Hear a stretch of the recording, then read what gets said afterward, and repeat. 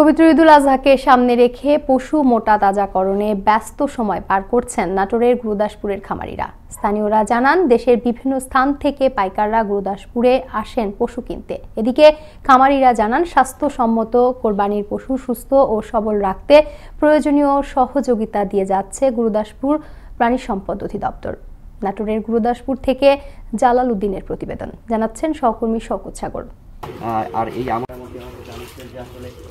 গুরুদাসপুর উপজেলায় এবছর ৯৭,০০০-এর বেশি কোরবানির গরু প্রস্তুত করা হয়েছে, যা উপজেলার চাহিদা মিটিয়ে অর্ধেক যাবে দেশের বিভিন্ন স্থানে।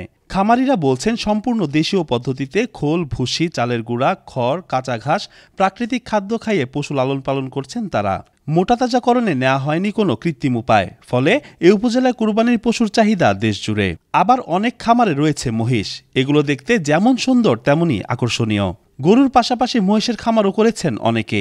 প্রতি বছরই এ উপজেলায় পশু কিনতে আসেন দেশের বিভিন্ন স্থানের পাইকারগণ। বাইরে থেকে গরু আমদানি রোধে সরকারের কঠোর হস্তক্ষেপ কামনা করছেন এখানকার খামারিরা।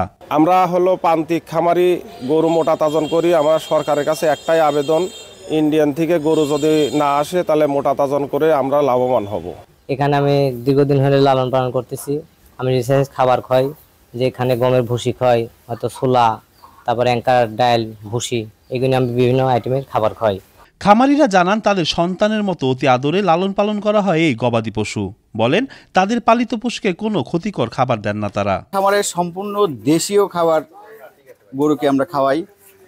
কাঁচা ঘাস এবং দানাদার খাদ্য নিজেরাই তৈরি করি। আমার খামারে 14-15টা গরু এবং মহিষ আছে।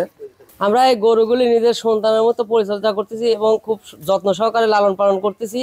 আমরা আশা করতেছি যে সামনে কোরবানিতে আমরা একটু লাভবান হব। মহিষের রোগ বালাই কম, নিজস্ব পুকুর আছে, ওখানে ডুবায় রাখি, তার বাড়িতে আনি খাবার দিই। তাপপ্রবাহের মধ্যেও যেন পশু সুস্থ থাকে, সেজন্য পশুকে গোসল করানো সহ সংশ্লিষ্টদের নানা রকম পরামর্শ দেওয়া হচ্ছে বলে জানান এই প্রাণী সম্পদ কর্মকর্তা। তো আমাদের এখানে কোরবানির পশু চাহিদার তুলনায় অনেক বেশি মজুদ আছে এবং এখান থেকে অন্য অন্য জেলাতে কোরবানি পশু প্রেরণ করা হয়।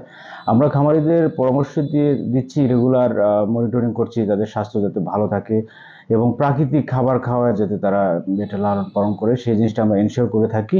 খামারিরা বলছেন, কুরবানির পশু মোটা তাজা করতে দেশীয় পদ্ধতিতে প্রাকৃতিক খাবার খাইয়ে লালন পালন করা হয়। কোনো ক্ষতিকর ট্যাবলেট ও ইনজেকশন প্রয়োগ করা হয়নি বলে এতে যেমন কষ্ট হয় তাদের, তেমনি খরচও পড়ে অনেক। তাই বাইরে থেকে কোনো গরু আমদানি না হলে লাভবান হবে বলে দাবি খামারিদের। এজন্য গরু আমদানি বন্ধে সরকারি পদক্ষেপ কামনা করেন তারা। শওকত সাগর, আনন্দ টিভি, ন্যাশনাল ডেস্ক।